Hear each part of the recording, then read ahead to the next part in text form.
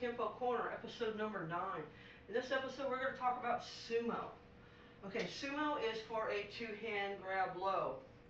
Now, there's two different ways this is done, depending on whether you do the Tracy system or the White Tiger system. I'll explain both, and then I'll also explain why at White Tiger we do it slightly different, as well as some other options you have within doing the technique within Sumo.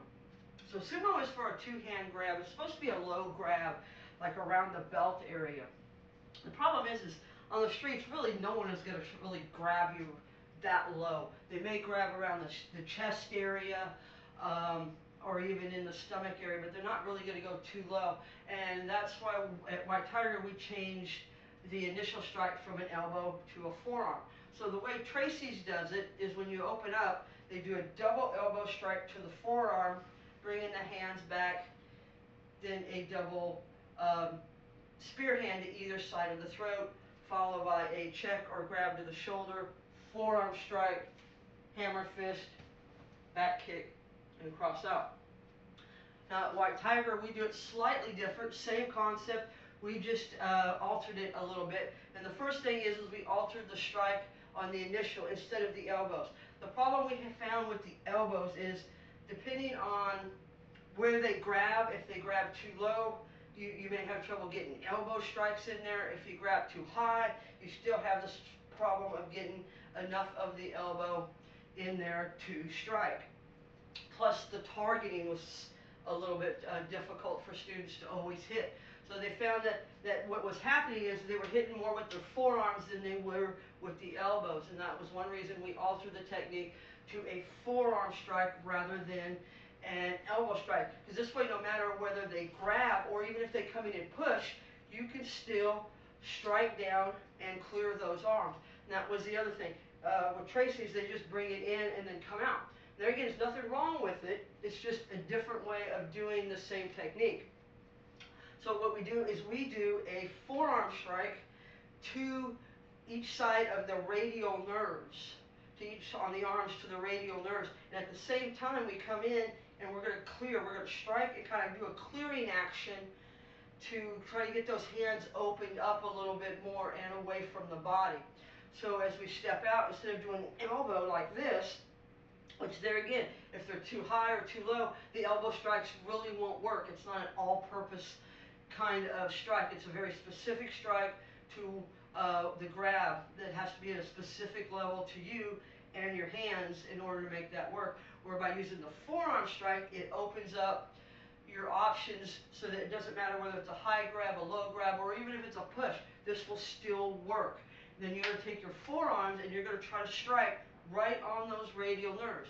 So as you come out, you're going to strike those arms, clear them away a bit, and then bring the hands into chamber and literally just bounce out of the chamber. Okay, so as soon as you hit, you're out. So imagine that there's a rubber mat there, and as soon as you come into chamber, you immediately come out just like Tracy's, and we do a double spear hand to either side of the throat. So clear, then double spear hand to either side of the throat. Now, as I said before, Tracy's, they step in, soft bow, forearm, roll over. We use this opportunity to try to strike the chin and do more of a roll over hammer fist rather than just dropping down into a hammer fist. So we use more of a circular action when we do this. So as we do the clearing action and go into a double spear hand to the throat, we step into our soft bow. We try to grab the opponent if at all possible. The check is good if you can't, but grabbing is better so that when you bump them, because what happens is if you're going to bump the guy, chances are they're going to back up on you a little bit. And you don't really want them to get too far away. Otherwise, when you're going to do the hammer fist, it's not going to work. So we're going to grab them if we can as we go into a soft bow. And then we're going to do a forearm strike. But when we do it, we go from here and we just continue that motion. We don't stop it. So it's not 1, 2. We do a forearm and then we continue that upper elbow and we try to hit the chin.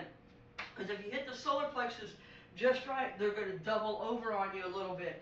And as they do that, we're going to take that opportunity and strike that chin and stand them back up. And then we do a complete rollover like that. So rather than going 1 and then dropping, we're going to come in 1 and we're going to roll that, not roll, but drive that chin straight up at the contour angle and do that circular action and roll over into a hammer fist, and then just like before, back kick and clear.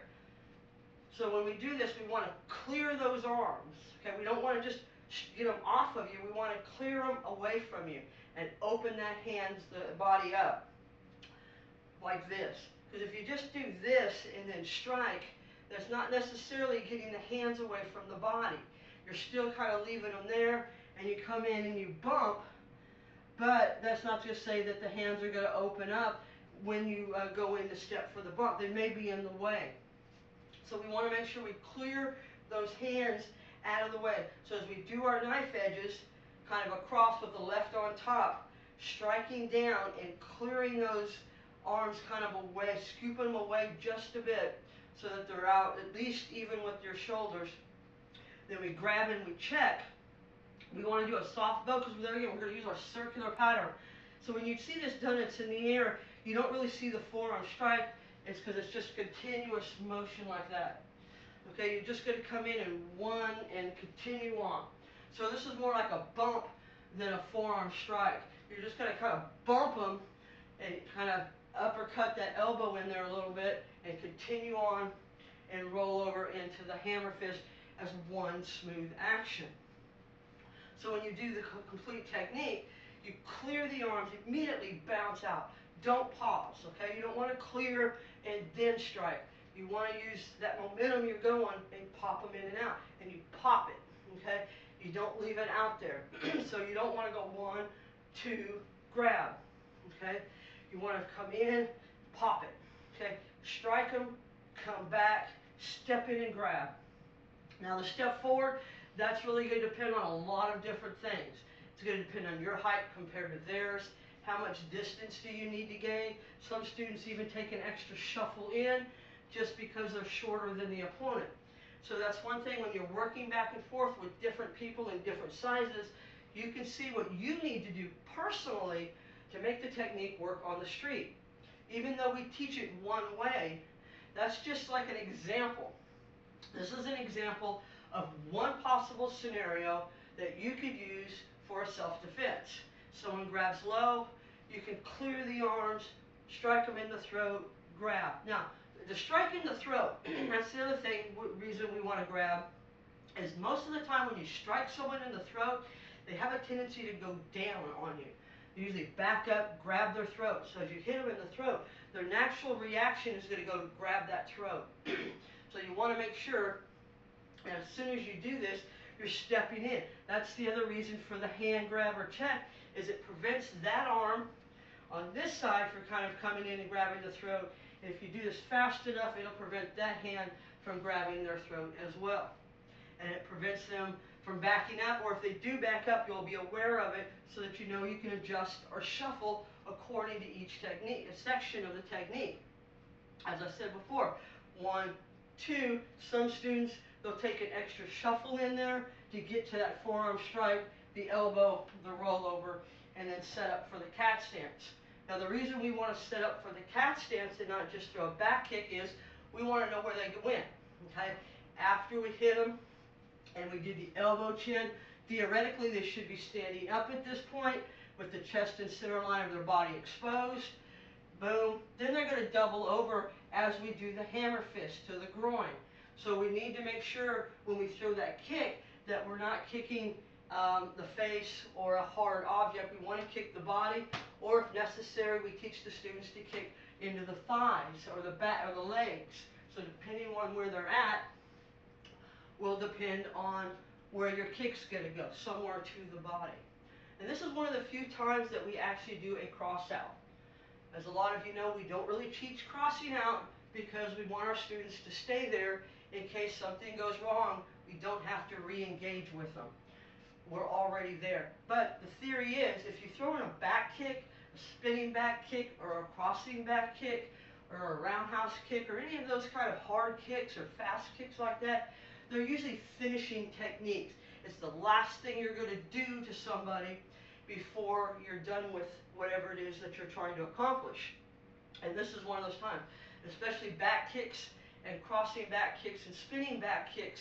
That's usually the very last thing you do, and there's very rarely any kind of a follow-up. If there is, it's another kick or some kind of a adjustment stance to re-engage with your opponent. So we're going to come in and we're going to clear those arms out of the way. And as we do so, we're going to bring the hands into chamber and immediately bounce back out and hit them. Then you're going to grab, or you can pop it in here and then grab, depending on which way you want to do it. Boom, here. I usually pull back and then grab as I step so that I know where they're at. 1, 2, grab and step. I don't usually find I need to shuffle, but there again, practice with different people. You may make your stance shorter as you step, or you may make a wider stance and have like a drag, step drag kind of stance going on. But by that I mean as you come in 1, 2, and the back foot just kind of drags a bit to realign up your hips so that you're not spread out too far. So clear, strike them in the throat, grab them, forearm strike, but continue that up into an upward strike, roll over hammer fist to the groin, draw a cat, find out where your opponent's at, throw the back kick, cross out. Don't cross out too far. We're not going to do a double cross out like maybe an American Kenpo student would do, because we still want to be within range. If I needed to, I could still come in with a roundhouse kick or even a crossing back kick to finish this opponent off.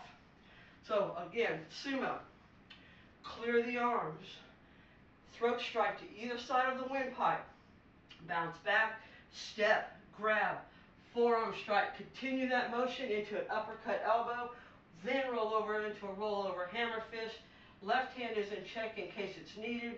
Draw to a cat, find out where they're at, find out what your targeting is, back kick, cross out, and then evaluate the situation and see if you need to re-engage at that point.